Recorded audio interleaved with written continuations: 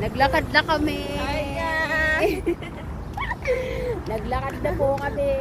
Sarap nga ng init eh. Kayo reklamo ka ng reklamo dyan sa Pilipinas. Mas Dito, worse nga dito.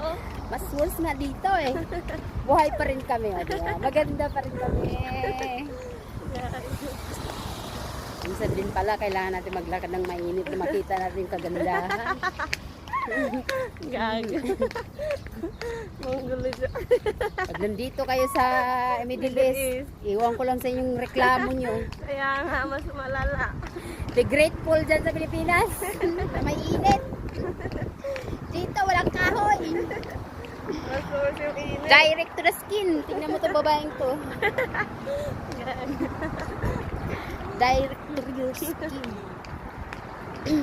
Di, walang halong biro. Oo, walang halong biro. Pag umuwi ako ng Pilipinas, pwede pa ako magpa